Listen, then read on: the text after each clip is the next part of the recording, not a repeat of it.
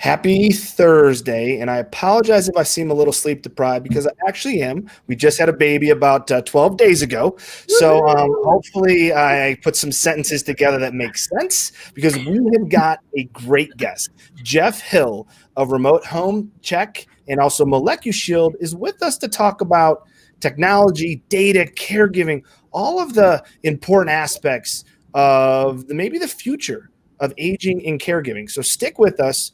But first, I want to give a big thank you to Serenity. And Serenity is going to tell us a little bit about what they do, why they do it, and how they can help our families stay connected.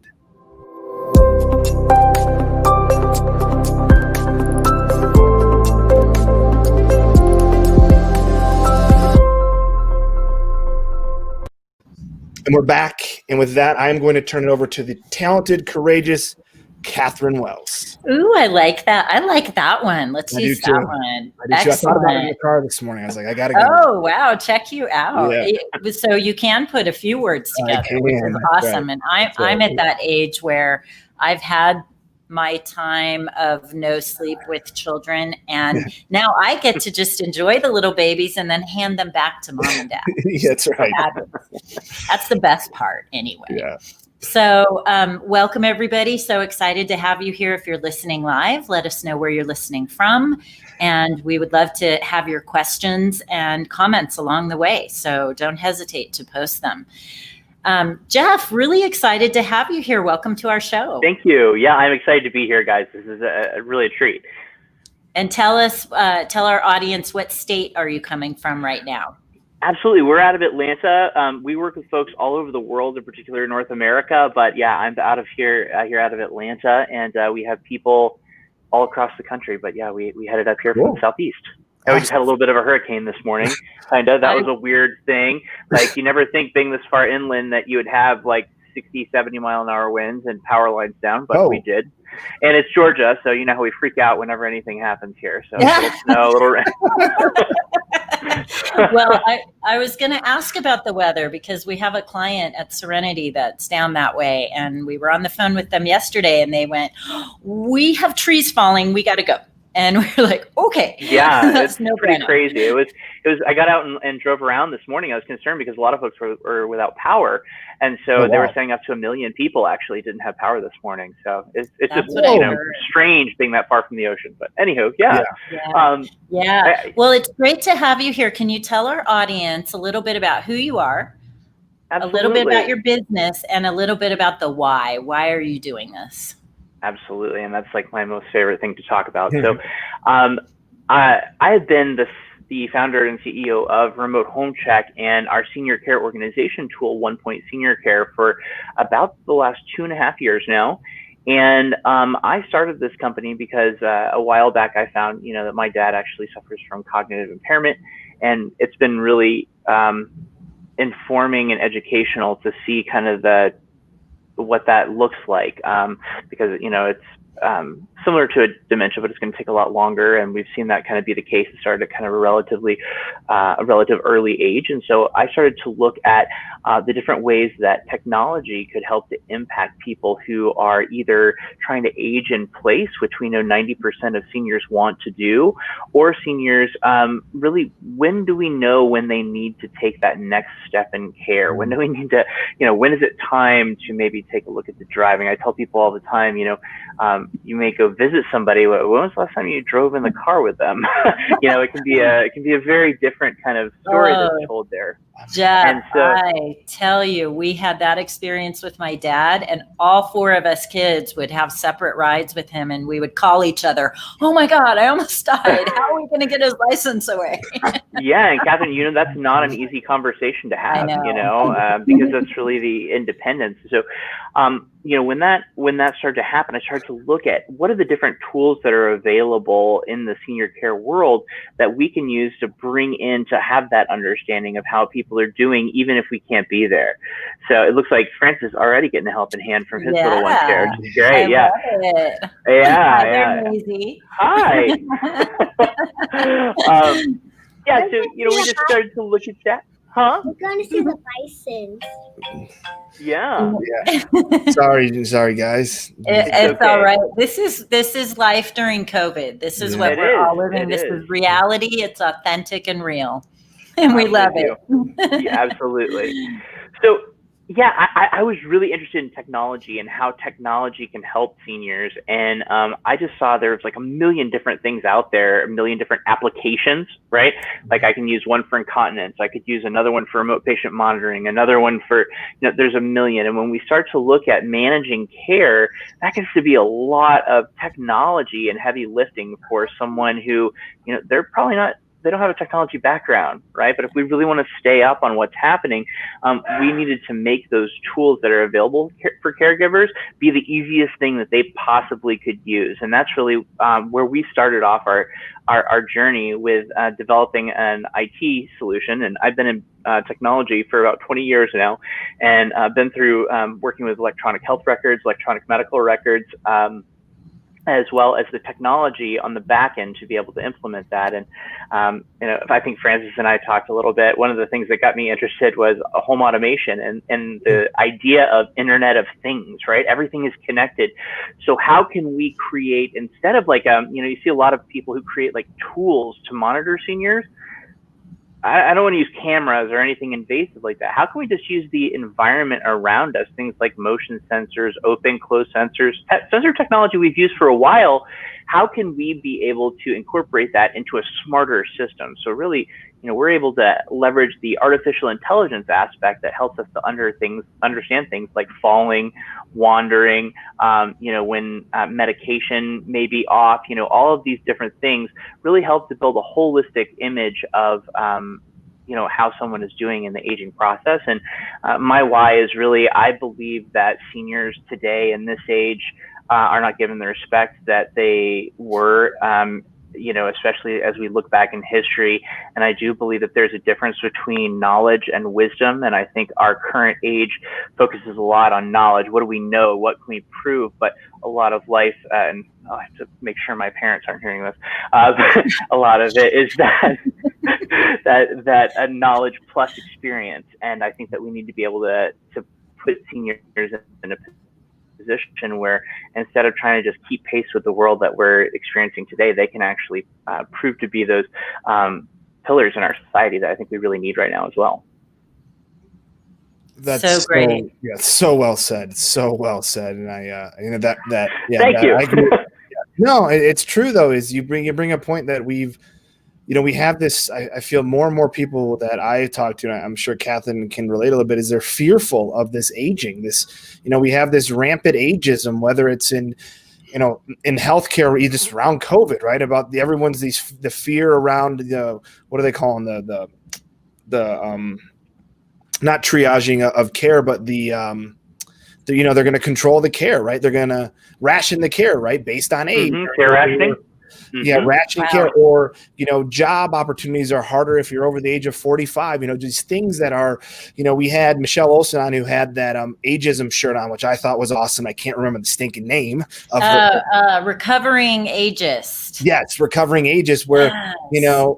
it's like exactly what you said, is this idea of losing the respect for the wisdom as someone ages, and I applaud that, because that hits home really a lot for me as well too.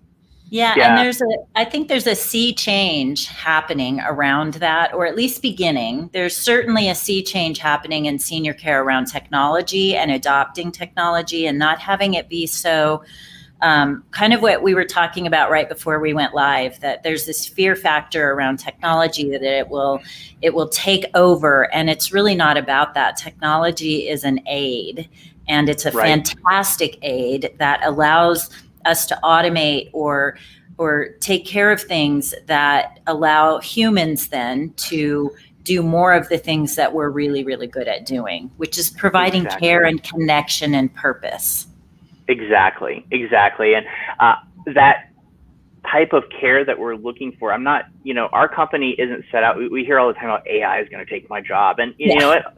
I think something crazy like 40-something% of the workforce right now is at risk of in the immediate future of AI impacting their job in a negative way.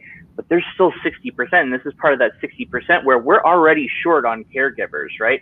We're just using technology to augment that to make it an easier experience. And I say that with the idea behind that, I was talking about how I saw all these different applications for all these different purposes.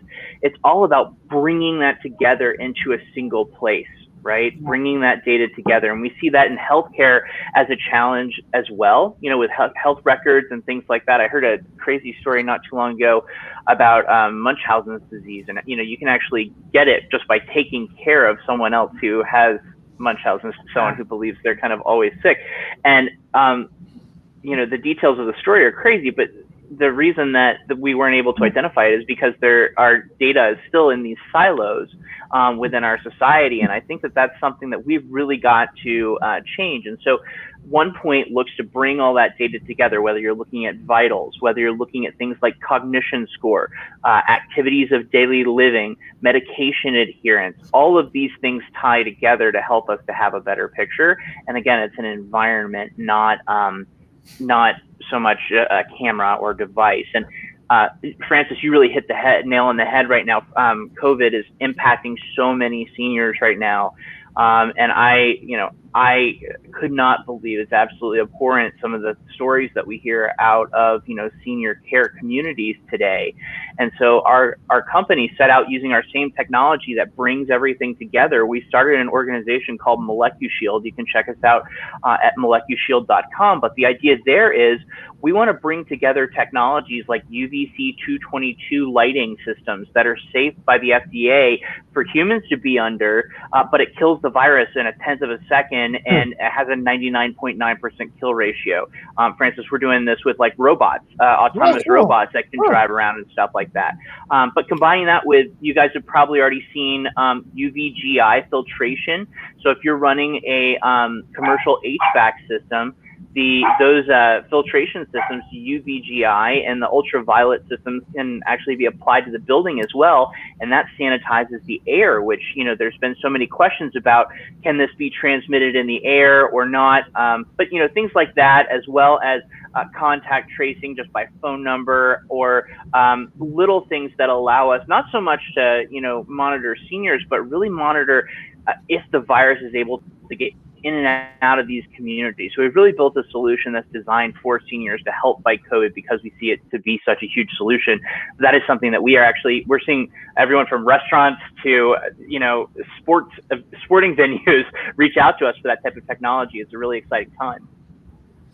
I want to go back to something that I think is really important here is, not only that, Molecushield sounds such a need, because I think we are, and Kath and I think will agree, we are at a tipping point here for how we design and look at our aging healthcare environments. And I think some of the infection control things we're doing now in technology things are here to stay. Like, we finally pushed the industry to be like, all right, we've got to accept technology. Like Catherine's, Serenity Engage app has been a blessing that we began to pilot it before COVID, because it enabled us to stay easily connected through a HIPAA compliant like messaging picture app that, normally we'd have to make maybe a ton of phone calls, but today we can do a quick little exchange and families like, oh my God, I got an update from mom. Even if I can't see her, I got a picture and a comment of how she's doing. I feel so much better. Like, the transparency is what I love. It's forcing us to pull back that cloth. And I want to kind of talk something that always is hard here is this senior in technology and this kind of fear of technology. How do you think we can overcome that? Would you like me to answer, or Kathy, you take a swing at that one? No, that's you. Yeah, both. Yeah, I think that, I've specifically looked at, I wouldn't want important data, health data, from just in my position, like with my father, I wouldn't want to rely on the validity of that information. So that's something that we need to be able to create. It may start off where we're using a pendant or a watch or a wearable type device. But we really want to have a system that allows us, if that person is not able in the future, to be able to continue to have that coverage. And that's why we focus more on an environment than we have on a particular device. But with that being said, every year we see more and more seniors using things like iPhones and smartphones, and in so many ways that is really just an extension of what we're able to do, especially as the capabilities of things like heart rate monitoring, activity, in terms of like exercise, sleep quality, things like that, as that gets incorporated into those tools, I think that we're already going to naturally see a lot of seniors start to migrate towards those solutions. And I think it's what Catherine kind of touched on earlier. We've got to remember, if we acknowledge that, that we turn on the news, right? There's hardly ever anything positive on the news. Why is that? That is because negative, scary information spreads much faster than good information. And the reality here is that with technology, the technology is being built for seniors. It's not this dystopian kind of, thing. Technology is really there to help people. And no matter how you look at it, especially over in the foreseeable future, technology is only going to change to make lives so much easier and safer for seniors than any type of fear-based reality could become true, I believe. Yeah, and I would add to that, Jeff, too, that the word technology is what scares people or what has them sit up and go, oh, I don't know how to do that. But actual technology, the use of it, we're using every day anyway. And our older adults are using technology every day anyway, even if it's just a microwave. They know how to use it. And it's really a matter of not saying they can't do it and showing them little, we call it shrink the change. The change, make it something little bite-sized that they can be successful at. And so many of them they want to do it. So, One thing that I think is really interesting right now is there's this kind of reskilling effort going on with a lot of people, because automation and technology in the workplace is having a big impact.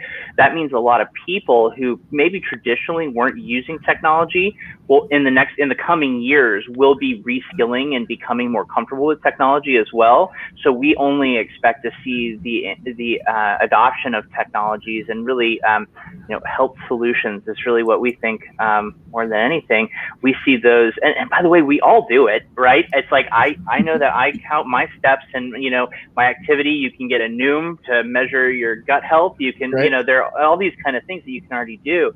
I think it's going to be a next kind of logical progression. As you guys know, this aging silver tsunami is not something that's going to end next year. This is something that is forecast to be on a steady growth curve through 2060.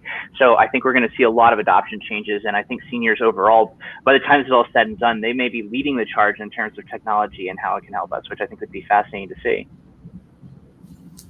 Yeah, and I just saw research about the long-term care industry, and I think people who watch this show know that 10,000 people a day are turning 65. So we have a large group in the baby boomer population that is beginning to move into the over 65 range. And what I didn't know, though, is that 69% of them are predicted to be in senior living at some point in their life. Wow, so there's a lot of growth that's coming here. Oh, yeah. And our senior living is something that I think you, Jeff, are aligned with us on this, but that Francis and I are really out to change. And every system is perfectly designed to get the results it gets. So what you're doing, what I'm doing, what Francis is doing, and everyone else with that on this show, we're about disrupting the system that exists today, because the system isn't working. And it's not the way we want to age. And so what you're providing is kind of that front end, right? When you're at home, and then it can transition with you, it sounds like, into senior living if you move into that. Interesting. Exactly. Yeah, the statistics are what get, I think it's something like 286,000 seniors a year. We were talking about car driving. That's 286,000 seniors are involved in car accidents a year. Talk about shortage of senior care communities. We've got about 49 million seniors in the United States today. There's only about 1 million beds in senior care, and that was before COVID, right?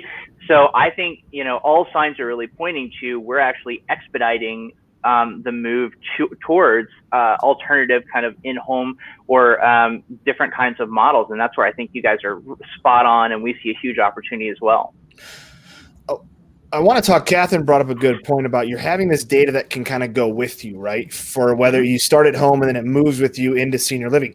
What can that do from like a predictive analytics standpoint, learning about behaviors for, I mean, if you're tracking somebody for maybe 3, 4, 5 years, what does that do from that prediction?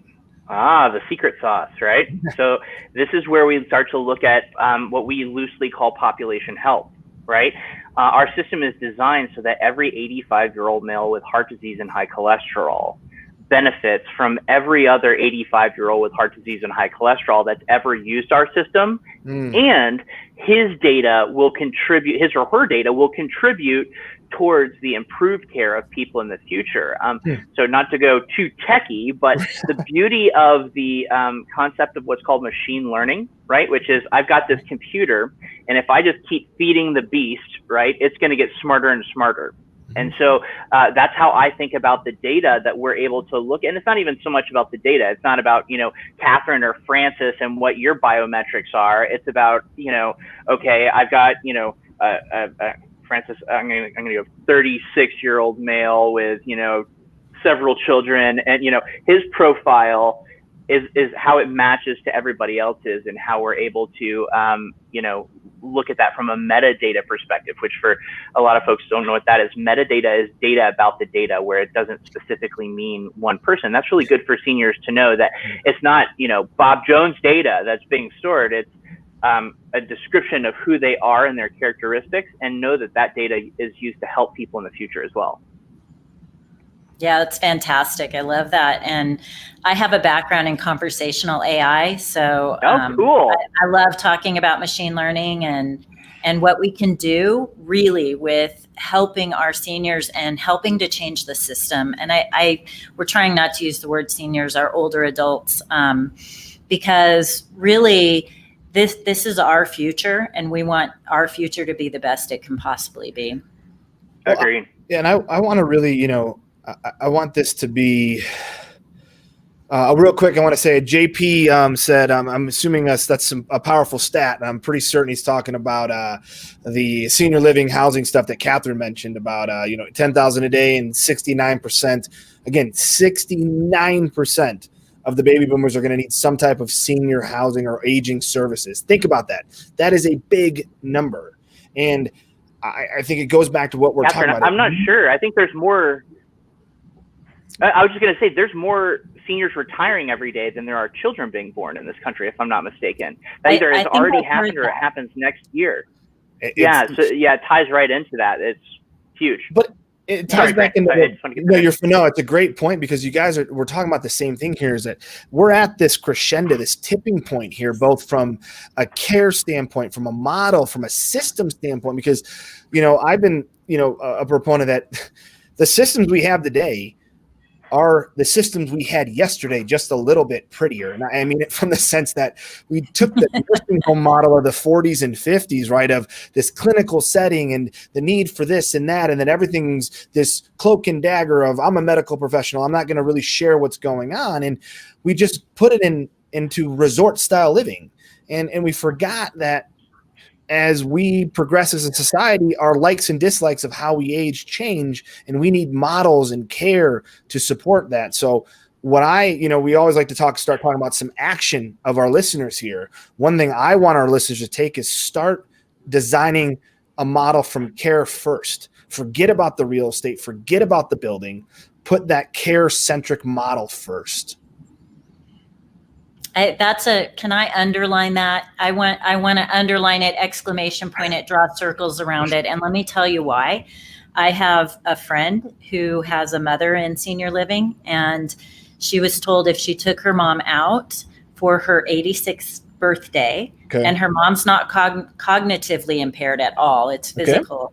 And she was told if she took her out that she would owe the community $1,400 to pay for the 2 weeks of quarantine that they would have to provide for her mother when she came back from lunch. And this is not typical in senior living. So I don't want to make that be But like that's all senior living. one is too many though, Catherine. One is too many. That's my point. One is too many. And what we're talking about here with what you're doing, Jeff, allows people to also age at home longer. And that's something that Francis really talks about a lot. The idea that we can age at home longer. And I watched my dad go from that moment of we had to take his driver's license away. He decided at that point he was old and he was going to die. And he kind of got busy dying. And it took a while, it took years. And I'm very sad to say that, but that was his mental state. It wasn't necessarily his physical state. Yeah. And so what you're doing is providing a little more longevity at home. So independence is there. And on top of that, something we also talk about, a huge issue in senior care is the financial side of that. Being able to stay home longer helps you keep the money that you need for when you do have to transition into senior care, if you do, residential care, to be able to manage that better. One thing that I want to point out to you guys that I think is unintended positive consequence of what we're doing here is, we've had, some wonderful stats. Kathleen's provided some wonderful statistics on the senior care industry.